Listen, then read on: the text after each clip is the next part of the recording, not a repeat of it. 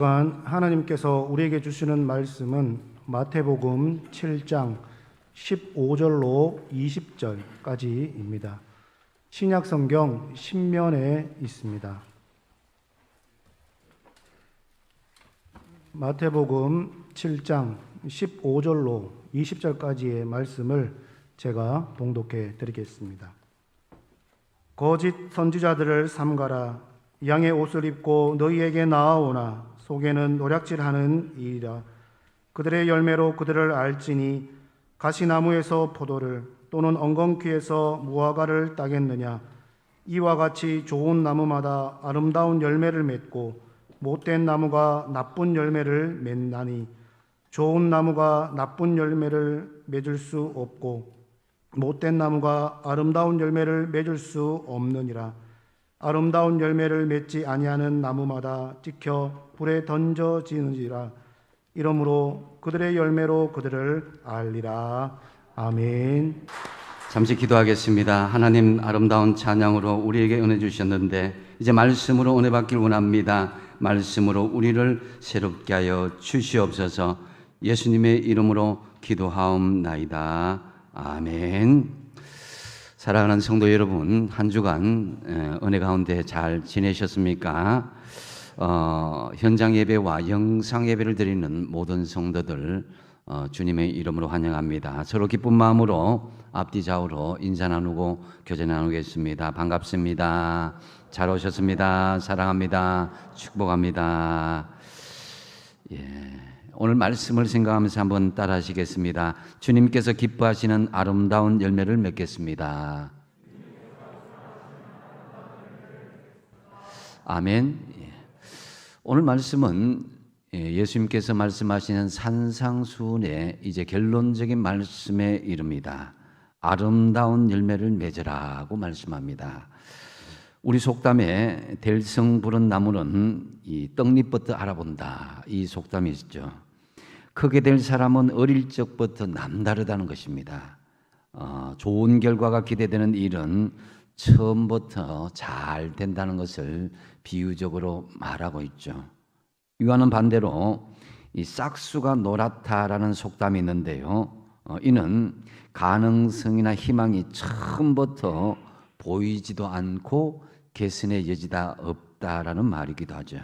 그래서 우리의 신앙의 열매는 싹수가 노란 것이 아니라 될성 부른 나무처럼 처음부터 무성하게 하나님 보시기에 좋은 나무로 되어서 좋은 열매 맺는 저와 여러분 되시기 바랍니다.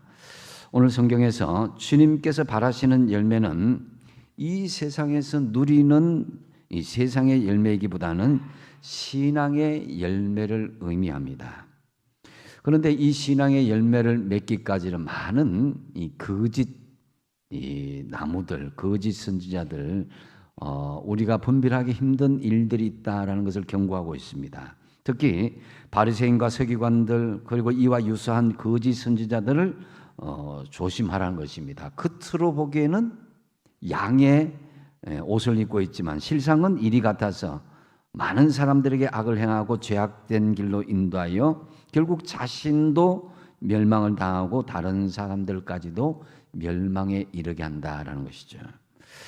오늘날에도 이 신천지와 같이 각종 이단들이 있고 또 우리 안에서도 거짓으로 미혹하는 자들도 많지만 이 시대에 우리는 흔들리지 않고 영적인 분별력을 가지고 이 믿음을 잘 지켜나가야 될 것입니다. 주님은 우리에게 좋은 나무가 되어서 아름다운 열매를 맺으라고 말씀하시는데요. 본문에서 말씀하시는 이 아름다운 열매를 맺는 조건이 무엇이겠습니까? 먼저 첫 번째로 보면은 거짓이 아닌 진실일 때 아름다운 열매를 맺는다고 말씀합니다. 15절에 보면은 거짓 선지자들을 삼가라. 양의 옷을 입고 너희에게 나오나 속에는 노략질하는 일이다라고 말씀합니다. 이 삼가라는 말 프로세코는 이 프로스 뭐뭐로부터 뭐뭐에 가까이 뭐 뜻하는 말과 또 에코 뭐뭐를 가지다 소유하다 말의 합성어인데요.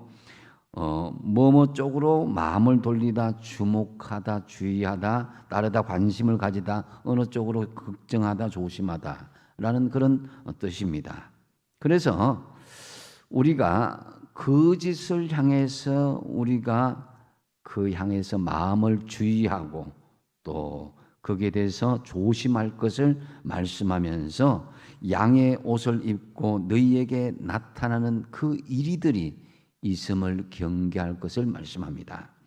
이 아름다운 열매를 맺기 위해서는 이 거짓이 아닌 진실할 때 가능하다고 그랬는데요.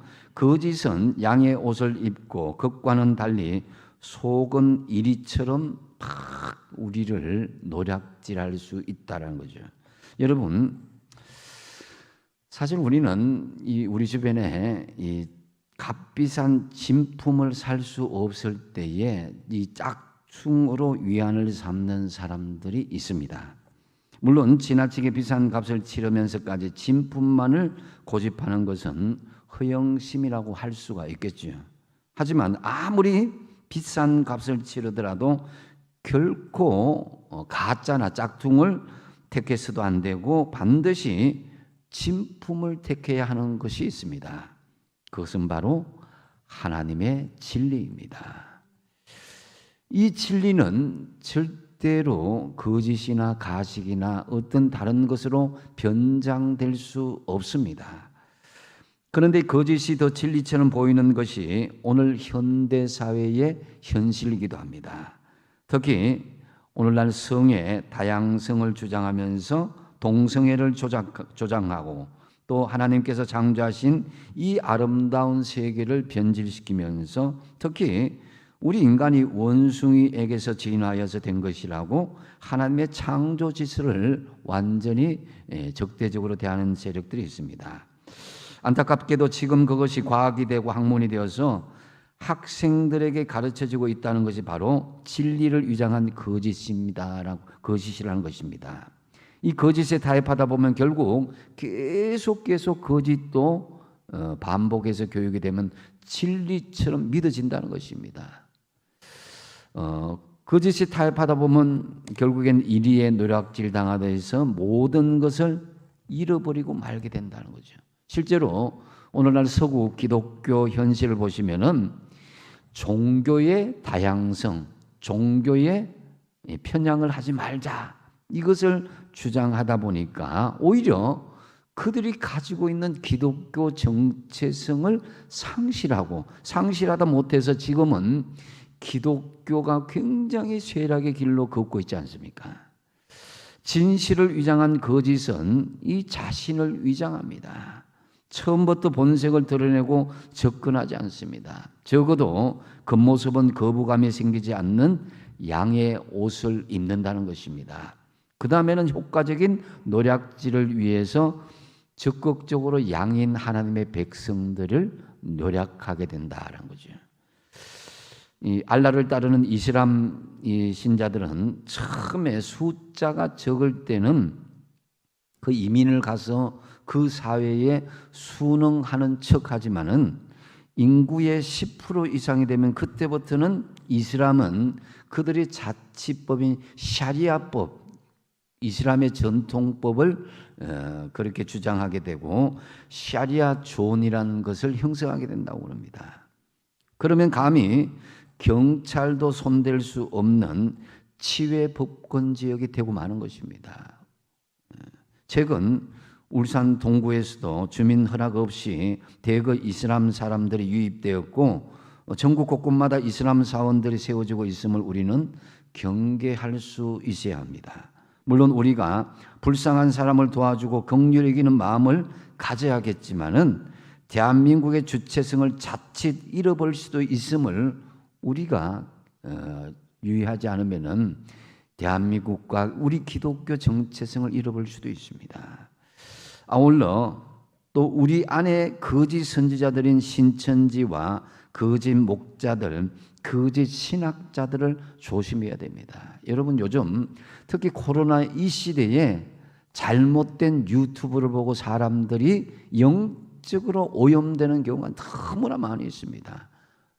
검증되지도 않고 어느 신학을 했는지도 모르고 그냥 그 사람의 말만 믿고 미혹되는 경우가 많이 있습니다. 그래서 거짓 선지자, 거짓 이단들은 자신들의 그 소속을 숨깁니다. 그러다가 나중에 은밀하게 양의 탈을 쓴 이리처럼 그렇게 사람들을 미혹하게 되는 것이죠. 또 에레미야서 6장 14절에 보면은 정말 어렵고 힘든 가운데서도 거짓 선지자들은 어떻게 이야기하느냐. 내 백성 상처를 가볍게 여기면서 말하기를 평강하다 평강하다 하나 평강이 없도다. 실제로 이스라엘 나라가 멸망할 지경에 있는데도 불구하고 평안하다 평안하다. 하나님의 선민 이스라엘 백성들은 결코 망하는 일이 없을 것이다. 이렇게 거짓으로 사람들을 미혹했던 것입니다. 에레미야서 8장 11절 말씀에도 보면은 그들의 딸 내 백성의 상처를 가볍게 여기면서 말하기를 평강하다 평강하다 하나 평강이 없도다. 실질적으로 그들에게 하나님의 진노가 임하고 그들에게 고난이 임하고 미래에 대한 준비를 해야 되고 각성을 해야 되는데 평안하다 평안하다 아무런 일이 없을 것이다. 시간만 지나면 다시 우리가 이겨낼 것이다. 이렇게 거짓으로 미혹하다 보면은 이 이스라엘 백성들이 어떻게 됩니까? 그래서 에레미야서 23장 17절에 보면은 하나님께서 이스라엘 백성들을 사랑하셔서 재앙이 너희들에게 임하지 아니하리라 이렇게 했지만은 결국 그 거짓을 따라갔던 이스라엘 백성들은 나라가 멸망을 당하고 또 바벨론 포로가 되는 그런 비참한 결론에 이르게 된 것입니다.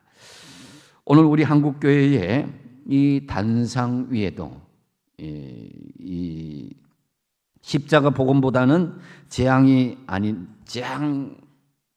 아니라고 그러고 행복하다, 평안하다, 축복받고 성공할 것이다 라는 그런 설교가 넘쳐납니다. 그런데 실상은 많은 사람들이 평안하지 않아 보이고 행복해 보이지 않는 것이 현실이라는 거예요. 지금 평안주의와 성공주의 또 만몬, 물질 우상주의와 세속주의로 치닫고 있는데 어떤 사람 말하기를 한국은 제사장 나라로 하나님 앞에 서임 받을 수 있기 때문에 망하지 않는다고 그들의 행위에 대한 반성이나 회개가 없이 그것만을 선포하면 문제가 될 수 있다는 거죠. 코로나가 우리와 상관없이 여러분 지금 벌어졌다고 생각하십니까? 지금 오늘날 힘들고 어려운 나의 형편들이 그냥 재수가 없어서 벌어졌다고 생각하십니까? 그래서 단지 좀 시간이 지나면 그 모든 문제가 해결될 것이라고 그렇게 생각하십니까? 천만의 말씀입니다. 코로나로 각종 어려움을 겪는 지금이야말로 우리가 거짓을 내려놓고 진실할 때입니다.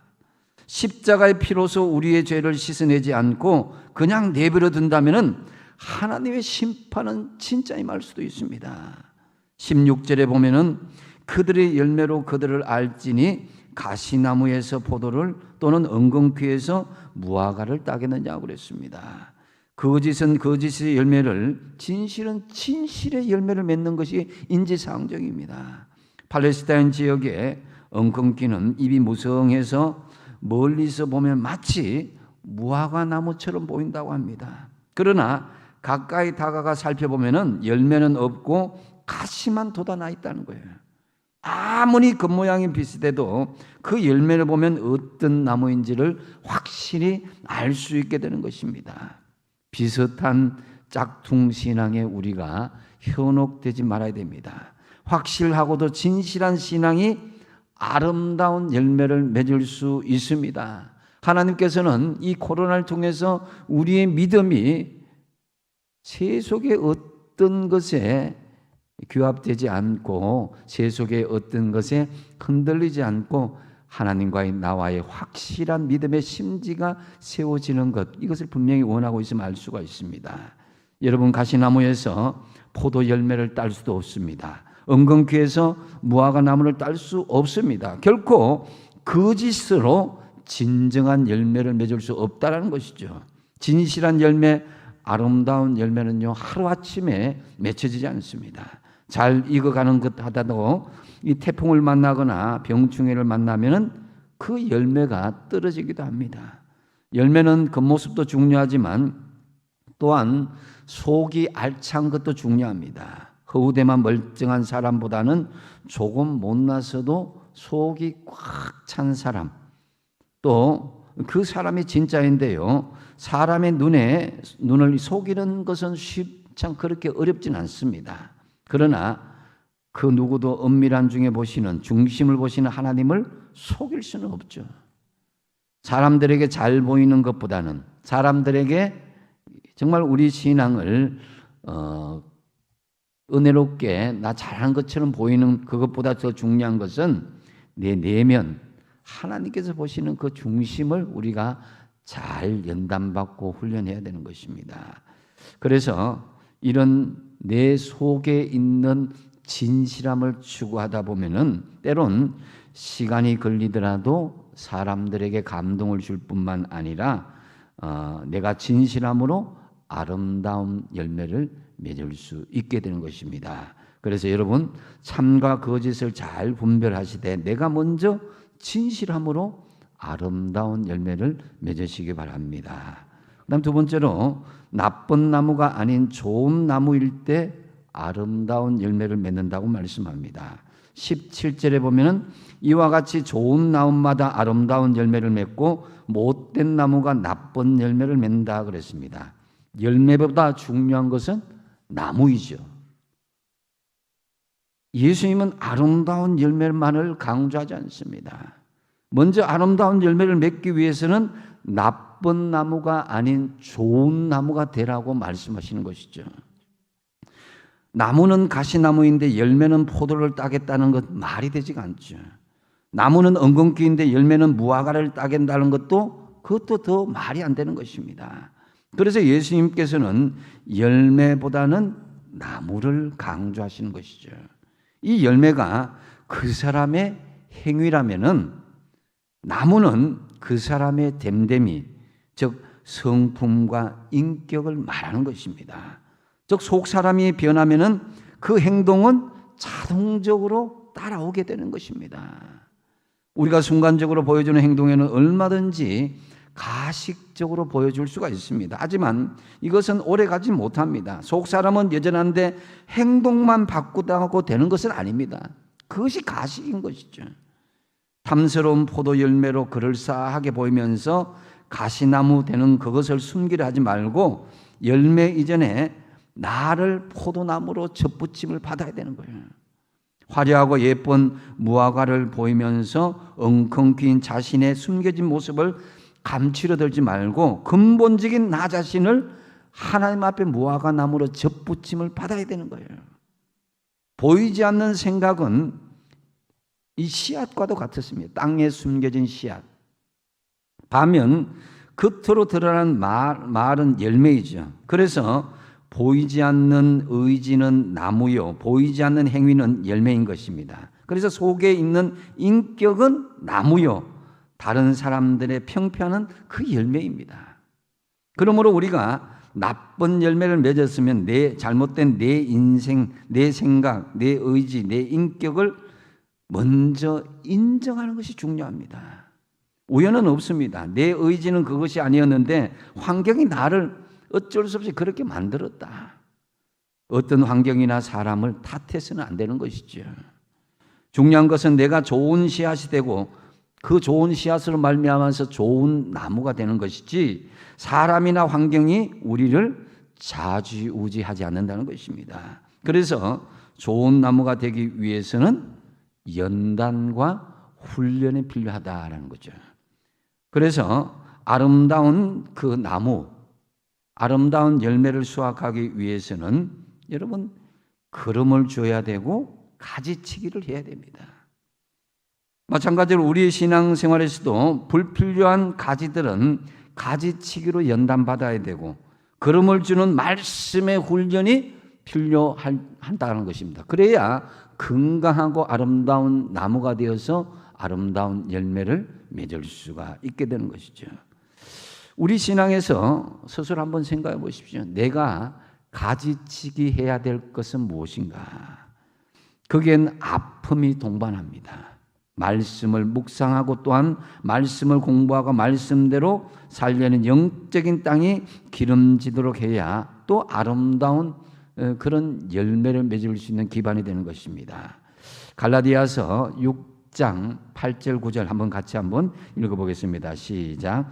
자기의 육체를 위하여 심는 자는 육체로부터 썩어질 것을 거두고 성령을 위하여 심는 자는 성령으로부터 영생을 거두리라.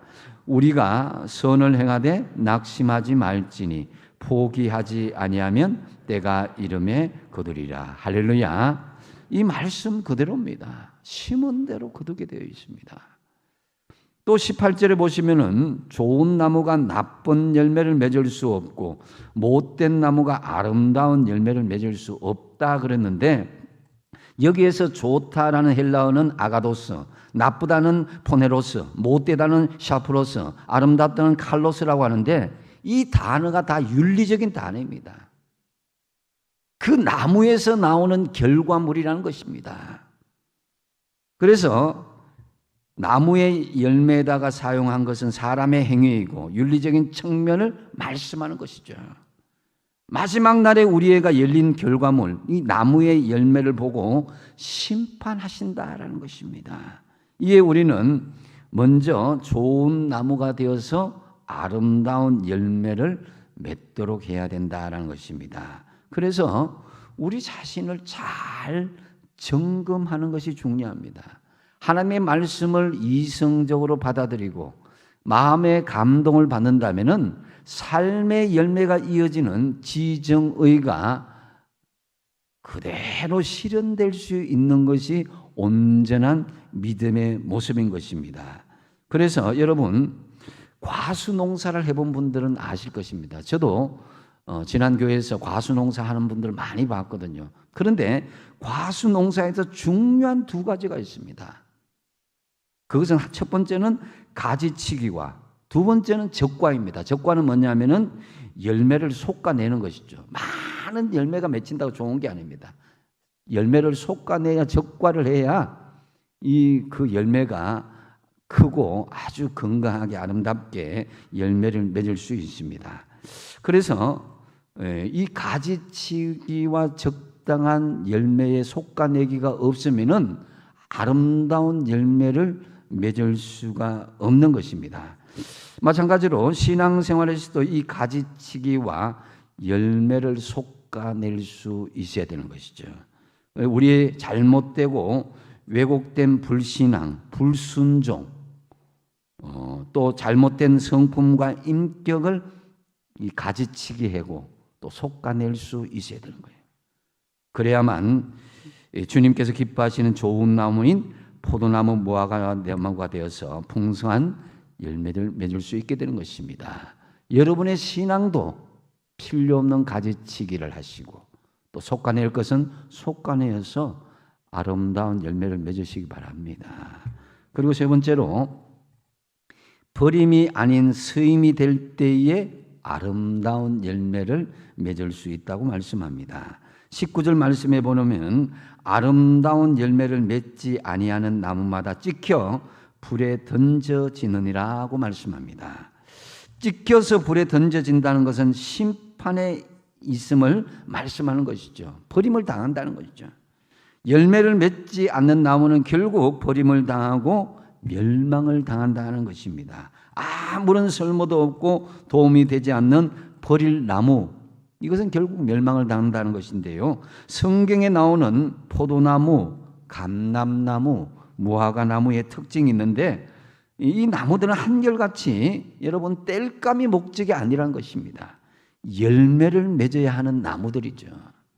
유실수가 만약에 열매를 맺지 못하면은 아무짝에도 쓸데없이 버리게 될 수밖에 없는 것입니다.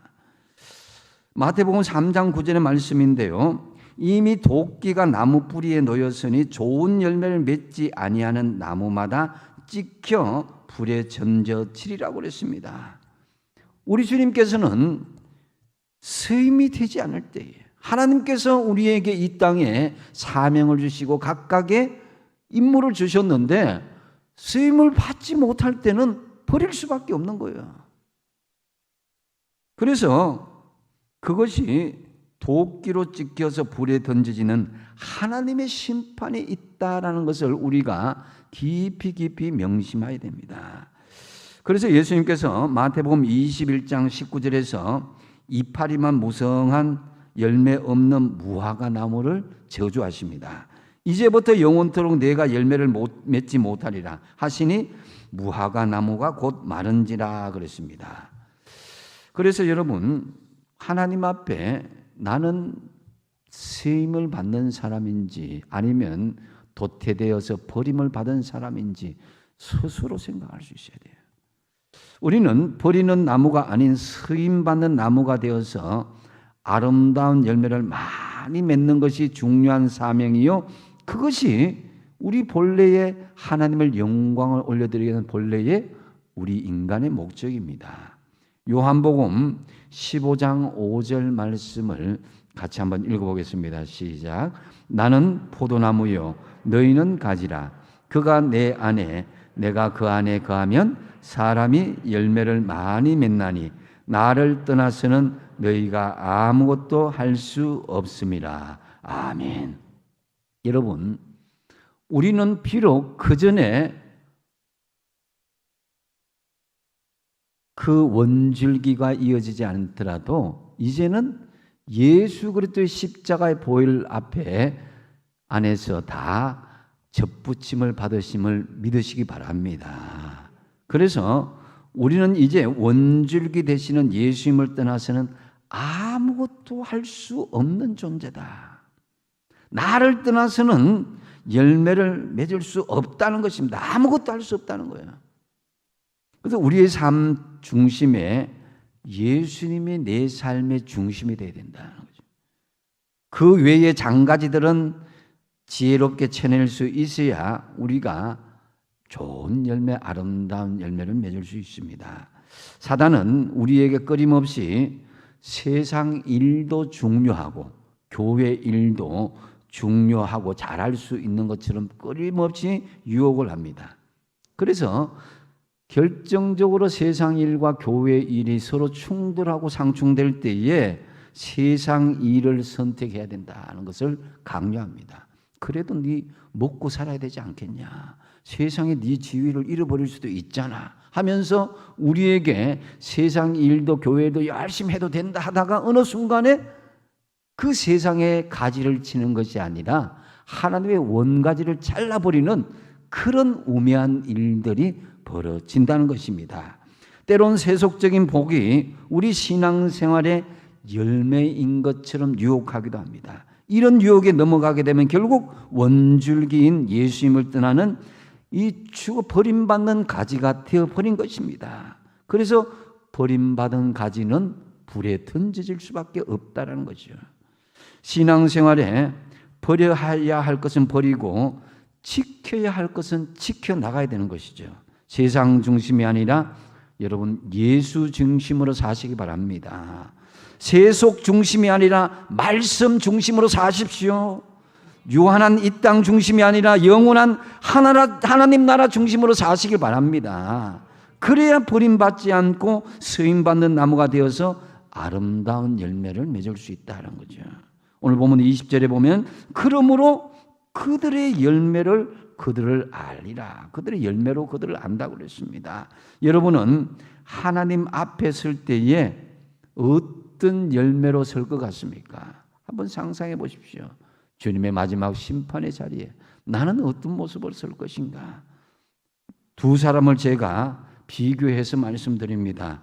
영국의 유명한 낭만파 시인 바이런, 이 사람은 젊은 때부터 귀족이요 천재적인 시인이요 사교계를 주름잡고 살았습니다.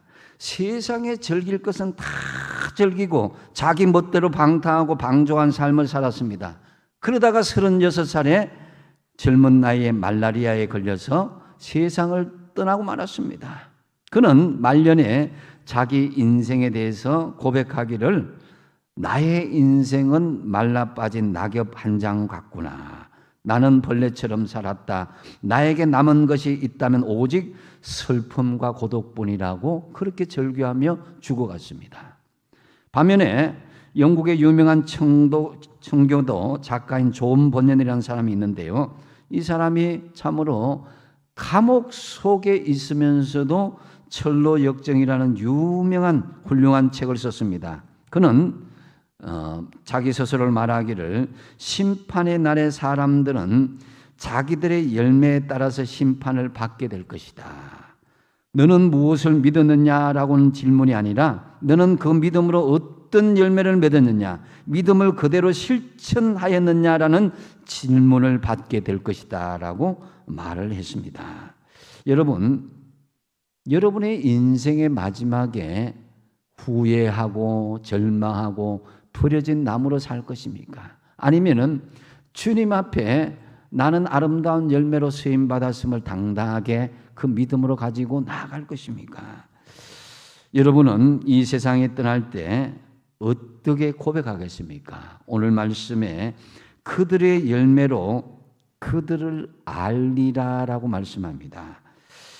버림받느냐 혹은 쓰임받느냐에 따라서 한편으로는 이 말씀이 은혜로운 말씀이기도 하고 또 다른 한편으로는 참 두려운 말씀이기도 합니다.